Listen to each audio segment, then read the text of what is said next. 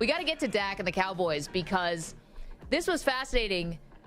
Dak has a way of talking about the team in a way that I believe, in a way that I buy it when he's saying it. I don't think he's being nefarious. I don't think he's being underhanded. I just don't think he's being accurate. And he's talking about the 2023 Cowboys, the upcoming season, and the fact that at the end of this month, he's going to turn 30. Wait, just out of curiosity, do sometimes when quarterbacks speak, do you find them to be nefarious? Well, Tom Brady said he lies about everything. So yeah, yes. Nefarious. Okay, so he's basically saying something about the wanting to win for the team, and you're saying you buy it in this case. Well, let's take a listen. Here's Dak. He's about to turn 30. He was asked now that he's going to be joining the 30 club if he's feeling any extra urgency to win. 1,000%. Yeah, I mean 1,000%. Not only that, just.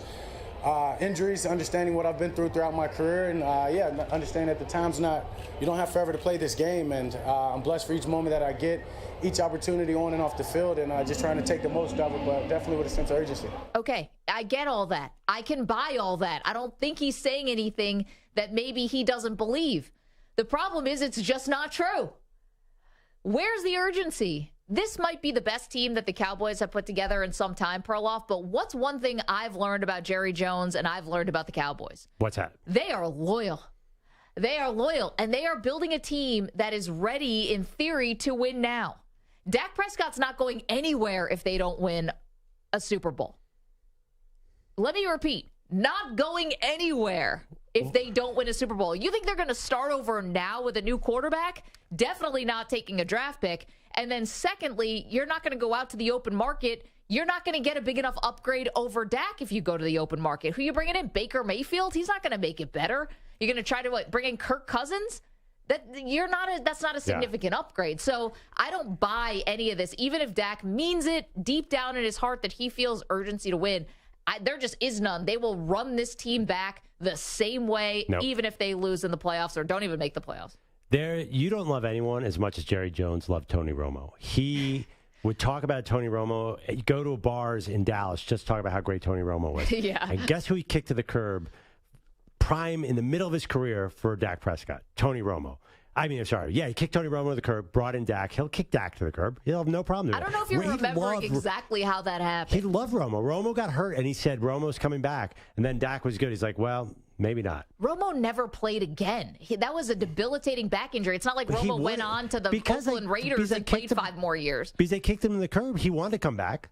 He could have signed with any other team. His back was so bad, he couldn't play. And that was the most fortuitous thing that dropped into their laps. They took Prescott in the 4th round. Nobody thought he was going to be what he is now, a top 10 quarterback-ish. So last year, by the way, it got a little dangerous. Cooper Rush came in after Dak hurt his finger in week 1 against Tampa Bay. Right. Cooper Rush came in. You don't think that people were calling, saying, ooh, maybe it should be Cooper Rush.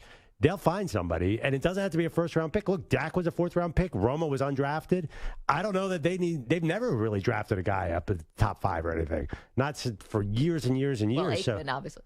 Yeah, I mean, 1991, 1990, or not actually 1989 or something. Yeah. So anyway, they'll find somebody, and they haven't extended him yet, and Jerry's getting more and more impatient. So I think McCarthy's gone if they don't win this year. And I don't think Dak is set at all. I think Dak's going to be great this year. This is the show bet. This is the show bet of the season. Okay, they don't make the playoffs. I will bet you anything. That McCarthy and Dak are both out? I will bet my house on it. Bet you anything on McCarthy. Okay. I don't even think McCarthy's going to be out. You want to know why? Because they just fired, they parted ways with Kellen Moore. He's now going to be with the LA Chargers. Right. But I'm looking at last year. What was wrong about the offense? 4th in points per game.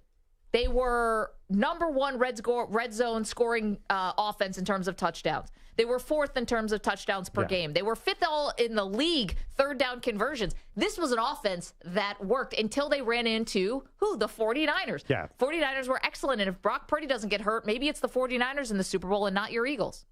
It was turnovers that killed the offense. And part of the reason was because the receivers kept bobbling everything Dak threw their way. And also, there was a lot of leads that they had problems with because the running game was a little hit and miss. The offense was good last year, but the turnovers killed them. The other thing is they just have to avoid San Francisco in playoffs, and they'll get where they want to go.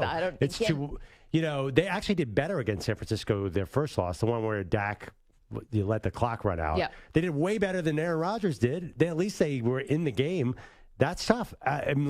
Jalen Hurts, by the way, did nothing against San Francisco last year in the playoffs. I know they won 31-7. That defense is insane. So I don't think you can judge it for that. I think you and I do differ a little bit. I'm getting the sense. I think Dak is closer to elite than I think if he has 35 touchdowns and 10 picks this year, everyone's going to say, he's like an MVP-ish kind of quarterback. For the purposes of this argument, I'm 100% on your side. And that's why I don't think anything's going to change. Because I think he's like top 10-ish quarterback. So if you want to say that's elite, it's like on the fringe of elite, whatever, semantics.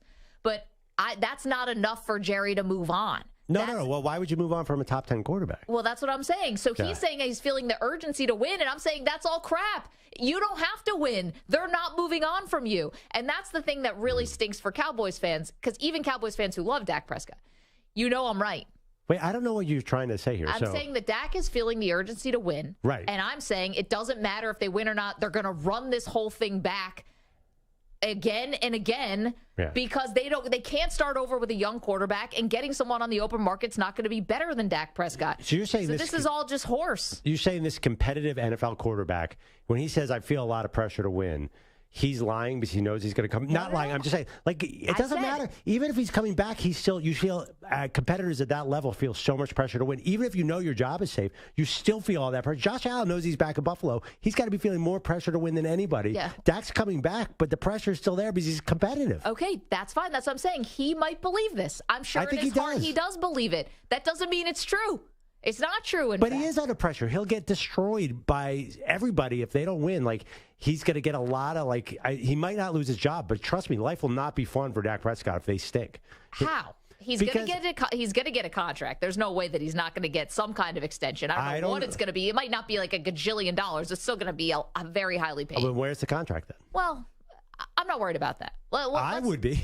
Well, I'm not. But we can talk about it. Yeah. Listen, the last time the Cowboys made a gamble against Dak Prescott and thought, let's wait this out. Yeah. They ended up losing. And Dak won in that contract negotiation, partially because he got hurt and the Cowboys then stunk, and it gave him all this leverage.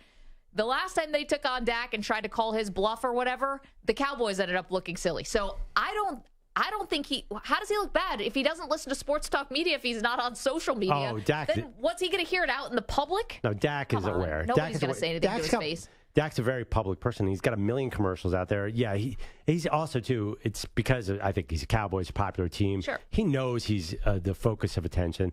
Last year, he took so much heat. I think he couldn't stop throwing picks.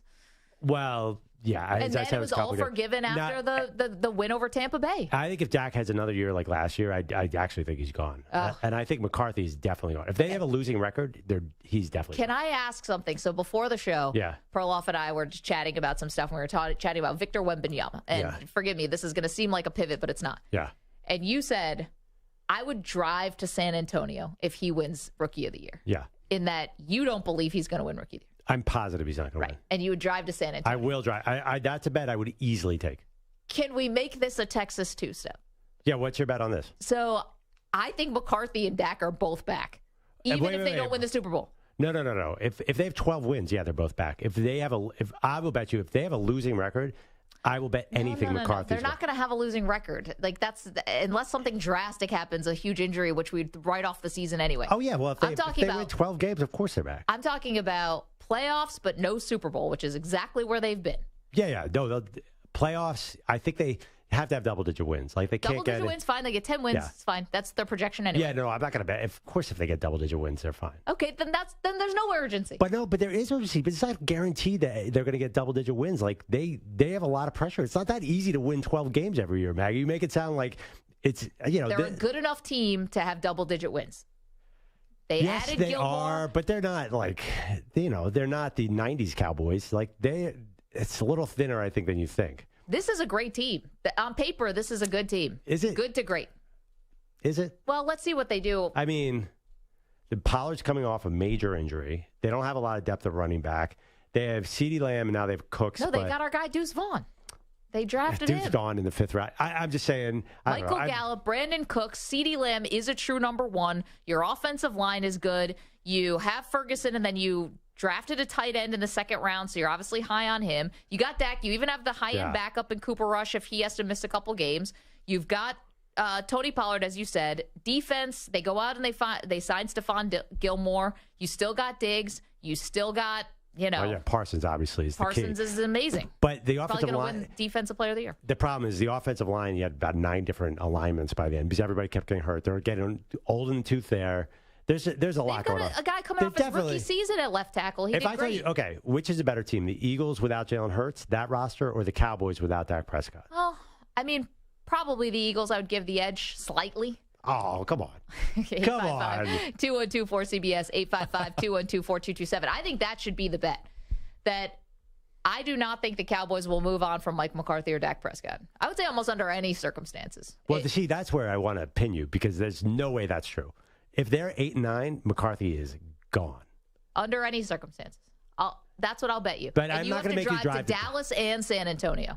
If they have a losing record and McCarthy is back, I will drive. I'll do 2 separate trips. I'll drive to San Antonio, drive back. But first of all, Wembanyama, he's 0 chance of winning Rookie of the Year. I think this is our Texas road trip here for Perloff. But you think he'll pull the Jason Garrett days are over. I don't know why. I really feel like Jerry's getting super impatient. Because Dan Quinn's already in the building? I think Jerry hit 80. I don't think he's going to mess around here.